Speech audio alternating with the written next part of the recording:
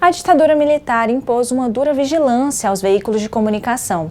E a imprensa goiana não ficou livre da censura, apesar de ter apoiado o golpe militar de 64. É o que você confere neste documentário do acadêmico Vinícius de Almeida Mariano, sob a orientação do professor Luiz Serenini.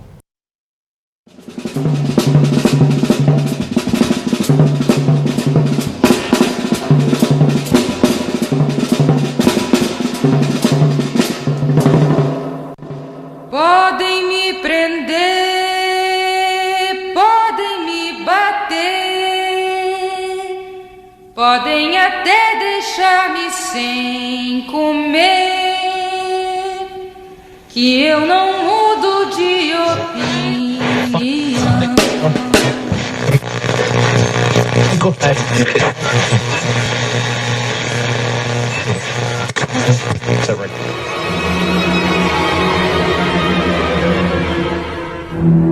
O Brasil, no início dos anos 60, era um país conflagrado, não é?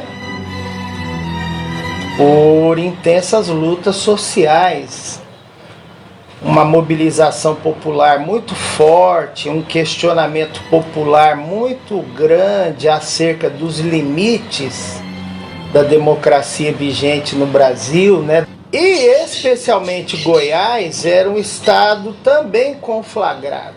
Então Goiás fazia parte do contexto nacional e, em especial, se colocava dentro desse cenário com a particularidade de ter um governo liderado por um oligarca, né, um representante das oligarquias goianas, que era o Mauro Borges, mas que fazia uma política de acomodação com setores de esquerda e de acomodação com determinadas demandas dos trabalhadores.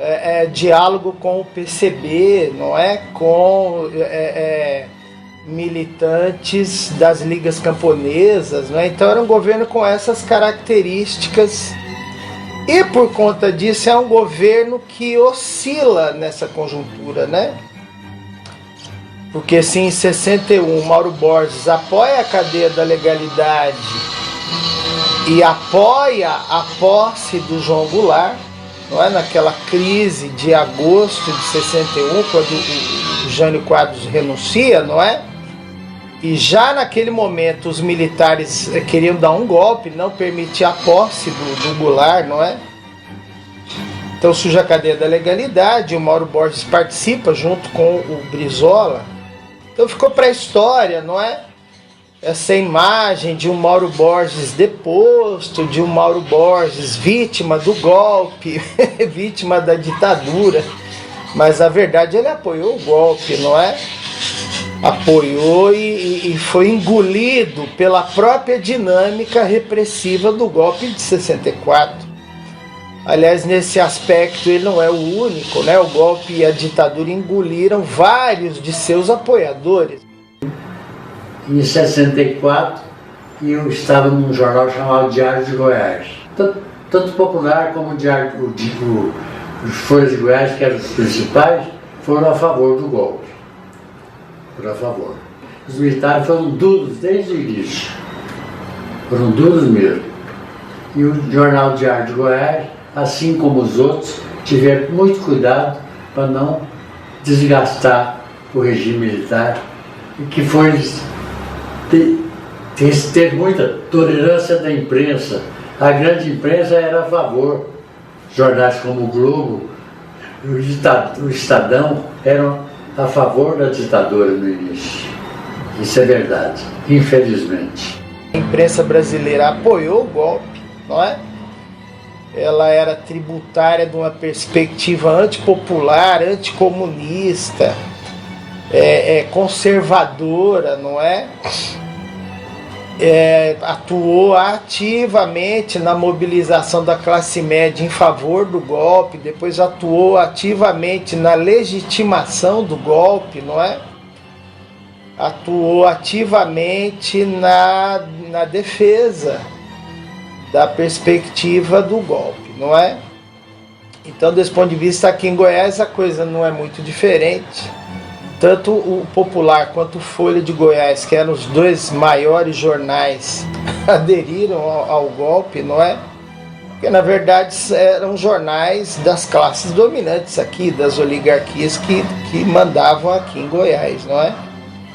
Então, desse ponto de vista, você não tem muita diferença em relação ao cenário nacional, apesar da particularidade de Goiás ter isso, né? Um governo que apoia o golpe, mas que depois é derrubado por esse mesmo golpe.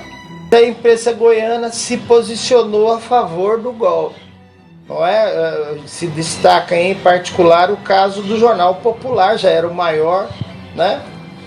Já era o maior jornal do estado e o seu dono, o seu proprietário era político.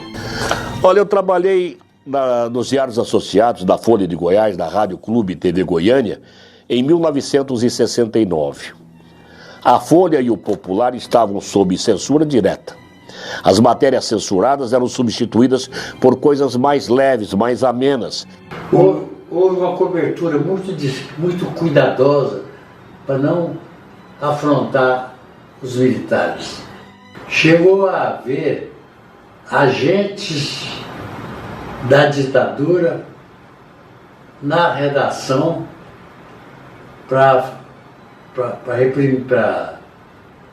reprimir a imprensa, para verdadeira quase que uma intervenção mesmo nas redações.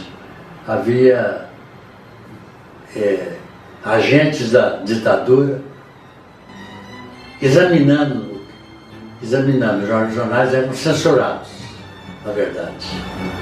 Havia censores na própria redação. Os censores que foram à redação tentavam ser amáveis, mas era uma coisa difícil, né, lidar com eles lá dentro. Mas frequentavam a redação, sabe? E nessa travessia, um jornal se posicionou duro, firme e forte.